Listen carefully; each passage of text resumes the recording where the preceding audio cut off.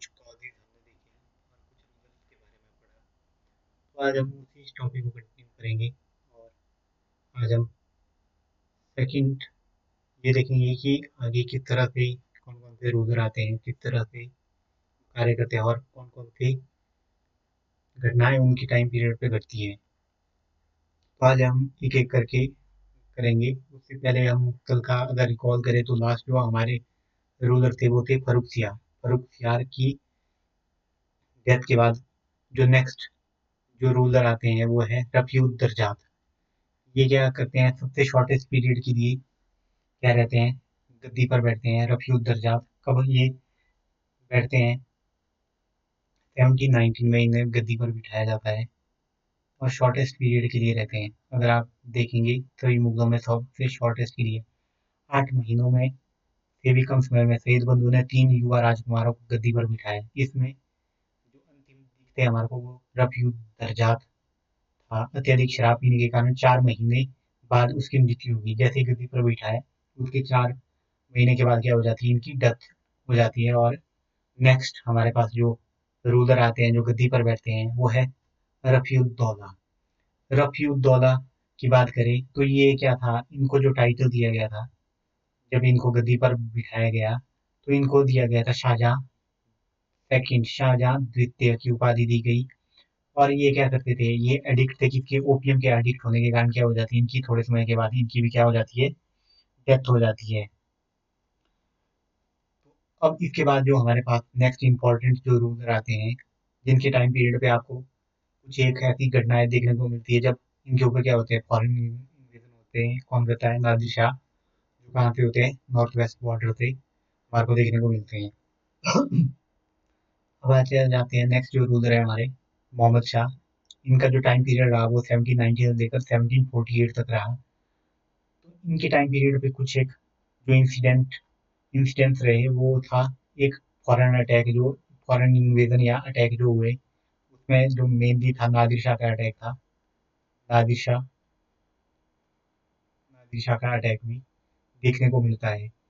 और जो जब ये गद्दी पर बैठे तो ये भी किसकी हेल्प से बैठे, सैयद बंधु की सहायता से गद्दी पर बैठे थे। इनकी भी अब देख हमारे को देखने को मिलता है, नोबल क्या है, स्ट्रॉन्ग है। और जो किंग मेकर है सैयद ब्रदर, वो अब क्या कर रहे हैं, एक को गद्दी से उतार रहे हैं और दूसरे को बिठा रहे हैं। और इनको क्या किया जाता है, इनको टाइटल जो दिया जाता है, इनको टाइटल दिया जाता है रंगीला।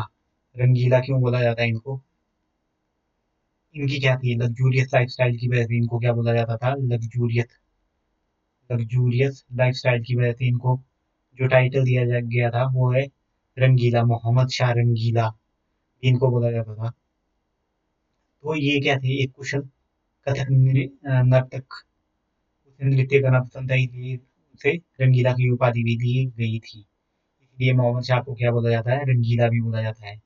इनके टाइम पीरियड पे कुछ एक हमारे को देखने को मिलता है कि इनके टाइम पीरियड पे क्या हो जाता है, जो निज़ाम उल मुल्क होते हैं ये क्या कर देते हैं, निज़ाम उल मुल्क एक इनके दरबार में होते हैं निज़ाम उल मुल्क, इनकी सहायता से क्या कर देते हैं, ये सैयद बंदूक की क्या कर देते हैं, हत्या कर देते हैं इन 720 में। उसके बाद क्या कर देते हैं, जो ये निज़ाम उल मुल्क है इनको वजीर बना देते हैं, जो क्या करते हैं, इंडिपेंडेंट स्टेट ऑफ हैदराबाद को फाउंड करते हैं। कब करते हैं, 1724 में ये क्या बना देते हैं, एक इंडिपेंडेंट स्टेट भी बना देते हैं। कब, 1724 में independent state of Hyderabad, independent state of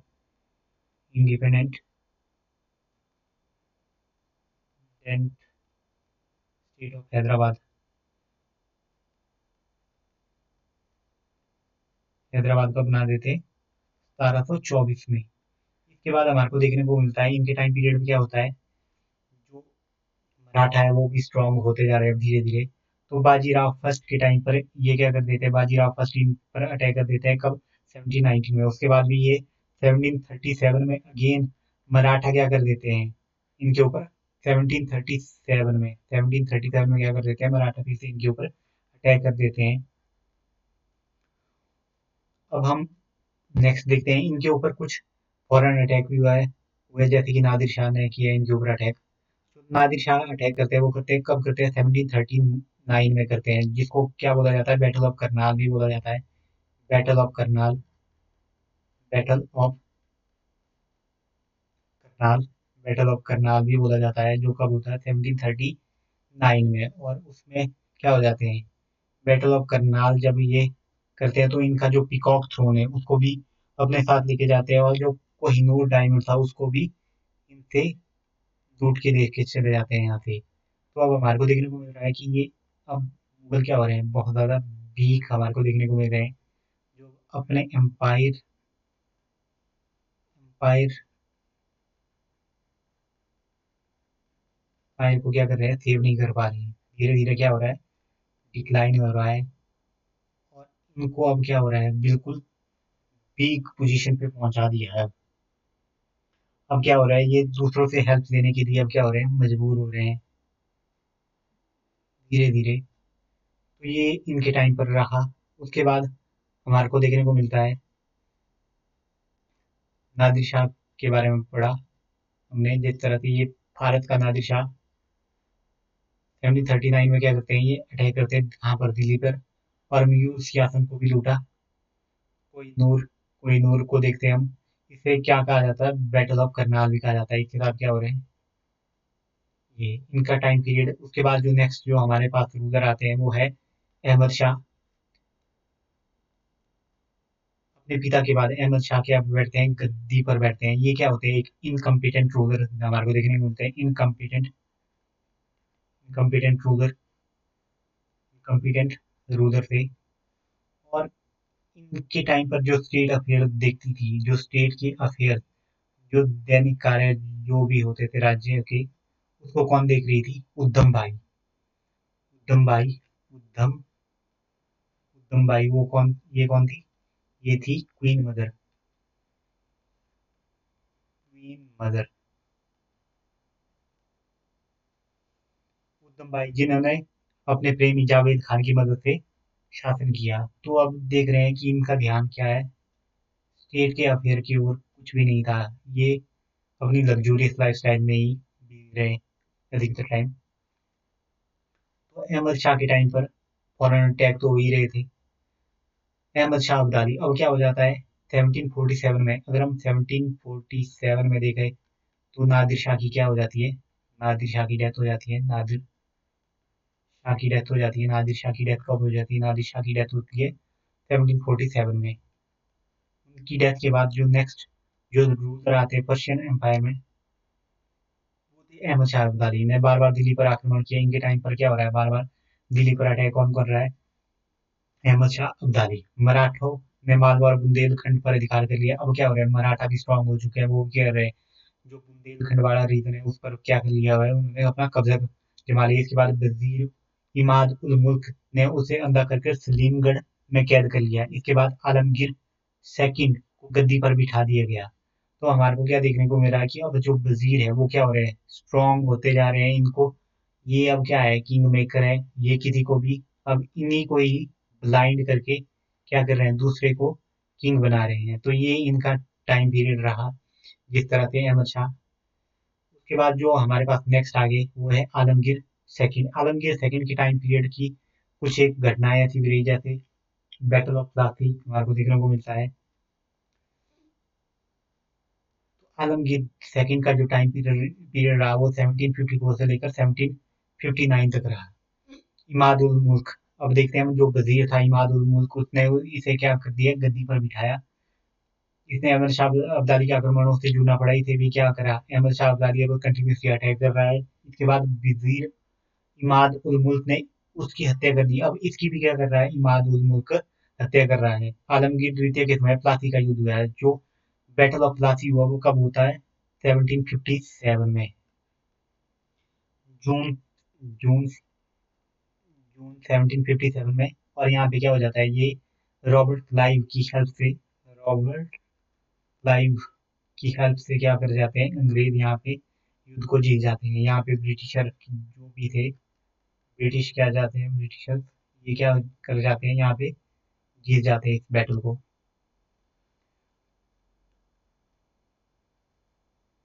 उसके बाद जो नेक्स्ट जो रूलर आएंगे हमारे, इनकी जब हत्या कर दी गई उसके बाद जो बिठाया जाता है वो शाह आलम सेकंड को बिठाया जाता है। इनका टाइम पीरियड जो रहता है वो 1760 से लेकर 1806 तक रहता है। 1806 तक रहता है। इनके टाइम पीरियड में बहुत सारी आपको घटनाएं देखने को मिलती है, जैसे कि दो जो फेमस बैटल है, third battle of Panipat, third battle of Panipat, third battle of Panipat. और नेक्स्ट जो इनके टाइम पीरियड पे रहता है वो है बैटल ऑफ बक्सर। जो नेक्स्ट जो रहा बैटल ऑफ बक्सर।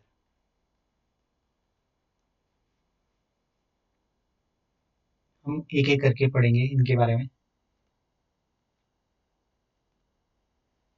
तो अगर हम बात करें शाह आलम थर्ड की, शाह आलम शाह आलम सेकंड की, तो इनका जो टाइम पीरियड रहा वो कब से रहा, कब ये रहे 1760 से लेकर 1760 से लेकर 1806 तक। 1806 तक ये क्या रहे, गद्दी पर बैठे। इनके टाइम पीरियड पर दो जो इम्पोर्टेंट हमारे को बैटल देखने को मिलती है वो कौन कौन सी है। एक तो थी battle of Buxar, battle of Buxar, battle of Buxar जो कब होती है 1764 में, 1764 में। और जो दूसरी जो बैटल इनके टाइम पीरियड पे हुई वो थी third battle of Panipat. Third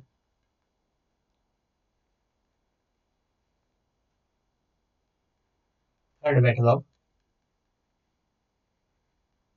Panipat.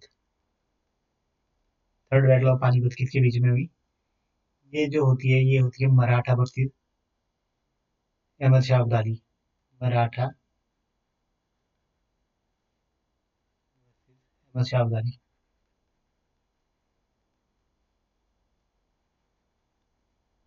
Ahmad Shah Abdali.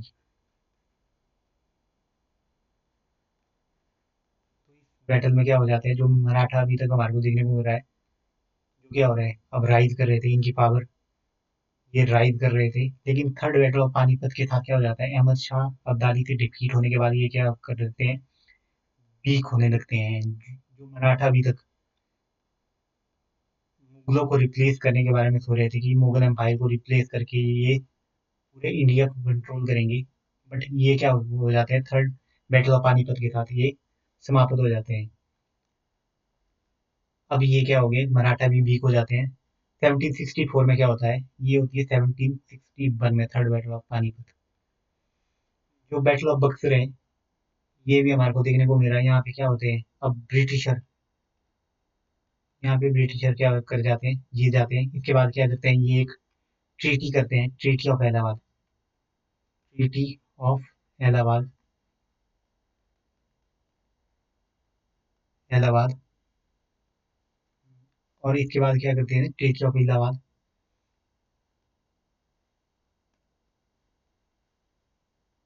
Battle के बाद जो थर्ड ये बैटल ऑफ बक्सर है, इसके बाद जो बंगाल के दीवानी राइट्स, बंगाल, बिहार और उड़ीसा, उड़ीसा के जो दीवानी राइट्स थे, दीवानी राइट्स थे वो किसको दिए जाते हैं, ब्रिटिशर्स को दिए जाते, दीवानी राइट्स किसको मिल जाते हैं, ब्रिटिशर्स को मिल जाते हैं। और जो मुगल जो राजा हमारे को देखने को मिलते हैं वो क्या जाते हैं, ईस्ट इंडिया कंपनी के प्रोटेक्शन में चले जाते हैं। ईस्ट इंडिया कंपनी के ईस्ट इंडिया कंपनी के प्रोटेक्शन में चले जाते हैं। ये कहाँ रहने लगते हैं, शाह आलम द्वितीय कहाँ पे रहने लगते हैं, ये इलाहाबाद में इनको रिजाइड किया जाता है। उसके बाद 1772 में क्या होता है, मराठा है, इनको फिर से दिल्ली लेके जाते हैं। कहाँ चले जाते हैं, दिल्ली लेके जाते हैं। लेकिन 1803 में क्या हो जाता है, मराठा के एक दौलत राव सिंधिया थे, उनकी डेथ के बाद दौलत राव सिंधिया की डेथ के बाद क्या किया जाता है, ये अगेन कहाँ चले जाते हैं, ये जो ईस्ट इंडिया कंपनी की प्रोडक्शन में फिर से चले जाते हैं, ईस्ट इंडिया कंपनी की प्रोडक्शन में चले जाते हैं। 1806 में क्या हो जाती है, इनकी डेथ हो जाती है। तो अब यहाँ पे क्या करते हैं, ब्रिटिशर पे इनको पेंशन देते हैं और इनको क्या कर देते हैं, एक तरह से पेंशन के ऊपर ये जी रहे हैं। अब ये इतने वीक है कि अब ये किसकी पेंशन के ऊपर जी रहे हैं, ब्रिटिश जो ईस्ट इंडिया कंपनी इनको पेंशन दे रही है उसके पे क्या कर रहे हैं, जी रहे हैं। अब शाह आलम द्वितीय के बारे में ऐसे में तो कंप्लीट हो चुका है, फिर भी यहाँ स्लाइड से देखते हैं हम। शाह आलम द्वितीय के शासनकाल की कुछ विशेषताएं। पानीपत का तृतीय युद्ध जो कब हुआ था, 1761 में हुआ। मुगल साम्राज्य के पतन के कारण मराठा साम्राज्य को तेजी से क्षेत्रीय लाभ हुआ।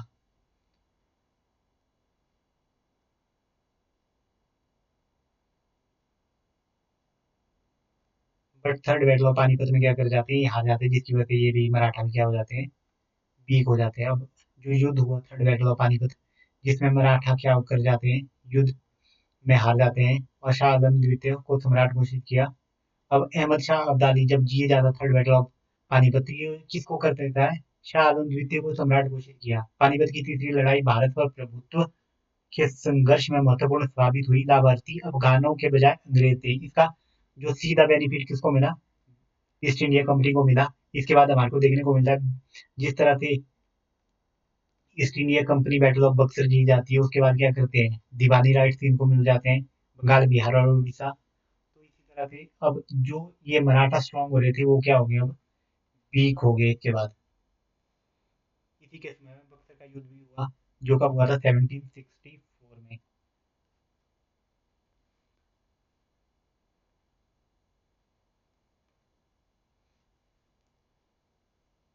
और बैटल ऑफ बक्सर के बाद क्या करनी पड़ी इनको, इलाहाबाद की संधि करनी पड़ी। इलाहाबाद की संधि अगस्त 1765 में शर्तों के तहत ईस्ट इंडिया कंपनी के संरक्षण में लाया गया। इनको क्या किया गया, प्रोटेक्शन में लेके आ गए।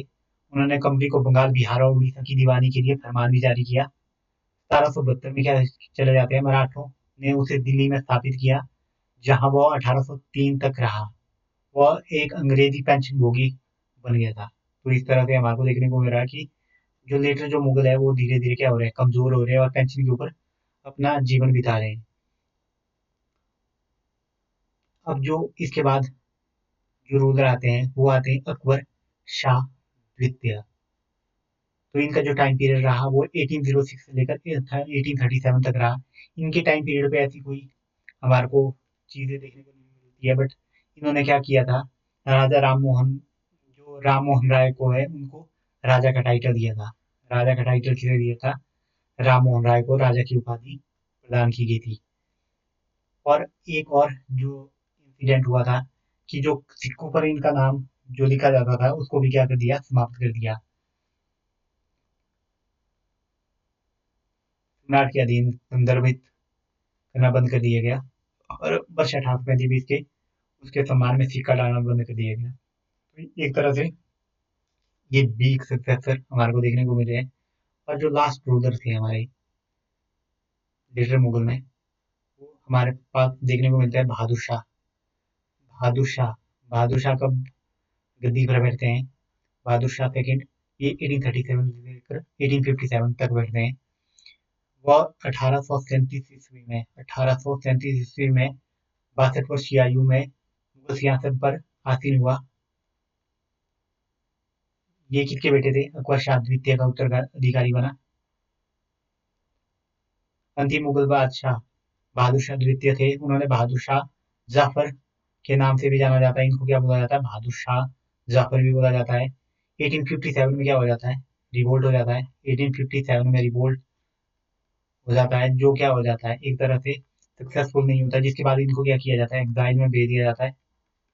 राइट में भेज दिया जाता है, कहाँ पे, रंगून, रंगून भेज दिया जाता है इसमें।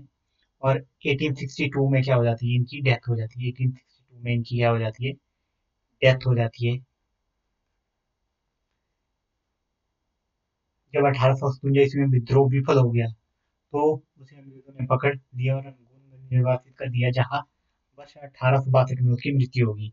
महारानी विक्टोरिया ने 1 नवंबर 1858 को मुगल साम्राज्य के अंत की घोषणा कर दी गई, और इसके साथ ही क्या हो जाता है, मुगलों का डिक्लाइन हो गया। तो ये थी हमारी आज की क्लास। आई होप आपको अच्छी लगी होगी, और हमारे चैनल को लाइक कीजिए, सब्सक्राइब कीजिए।